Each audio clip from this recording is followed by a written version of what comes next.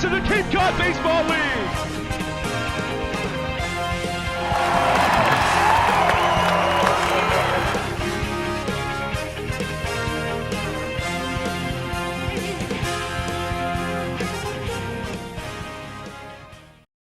4 games left to play in the 2023 Cape Cod Baseball League season. The second to last home game here at Spillane Field tonight as the Cotuit Kettleers head to Wareham for the final time.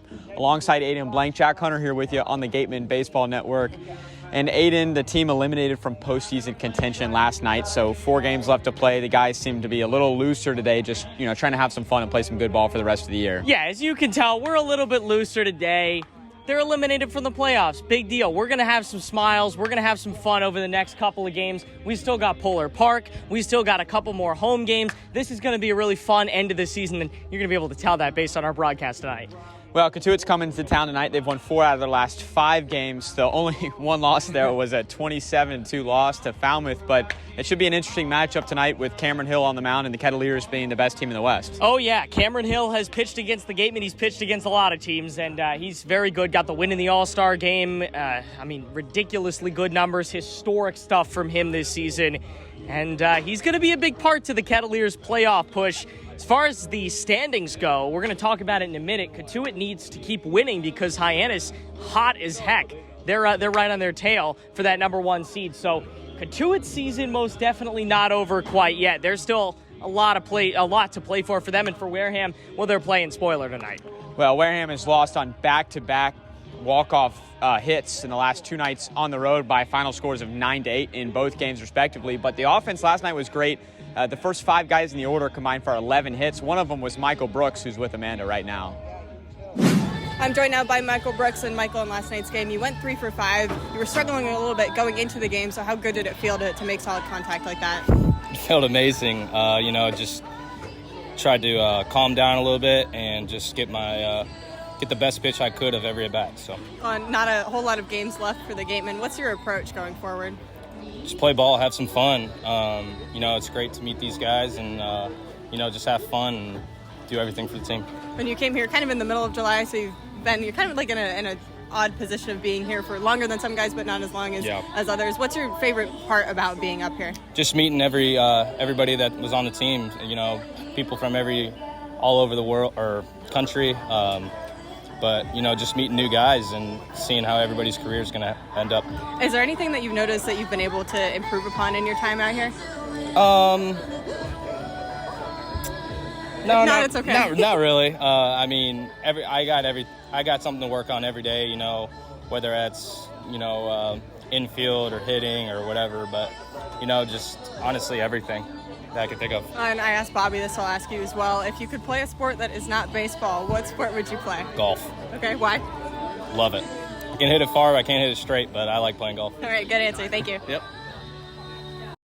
Back on the leadoff spot here, Jack and Aiden with you as we get you set for Cotuit and Wareham. And first looking in the East, Orleans, 3 points behind first place YD. All 4 teams in both the East and the West have clinched. And Aiden, on the West, Cotuit is close to securing the 1 seed over Hyannis. Yeah, the magic number is 4 points-wise for them. If they win tonight and tomorrow, Hyannis loses tonight and tomorrow, they will be the number 1 seed and have home field advantage throughout the postseason. At this point, that's what Mike Roberts and his club are doing. They're trying to protect that 1 spot. 2-4, still very much intact. You had Bourne clinch last night, so we know which 4 teams are going from the West, but any one of those teams could finish in any one of those spots. Bourne, Hyannis, and Falmouth all kind of jumbled together. A lot of divisional play at the end of the season, trying to jump each other and maybe get that 2nd seed, which gives you a home field advantage in the first round as well. Well, here's Amanda with Bobby Bozer and then Ryan Smyth to follow here on the leadoff spot.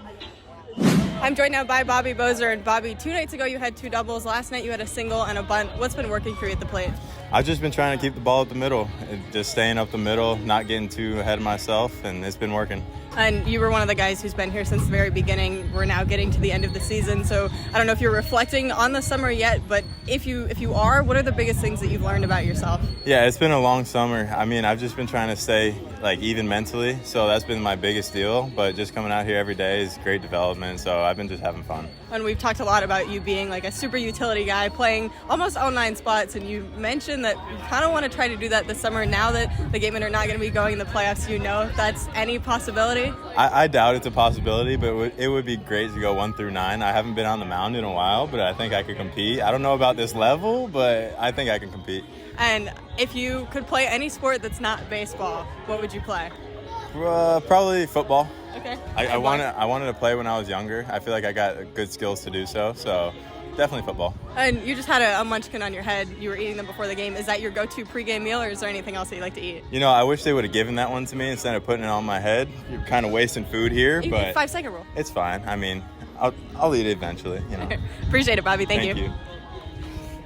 Back on the leadoff spot on the manager's show with Ryan Smyth. And Coach, we're getting to the end of the season. The Gatemen were officially eliminated last night. But for you as a manager, what are you looking to get out of these last few games?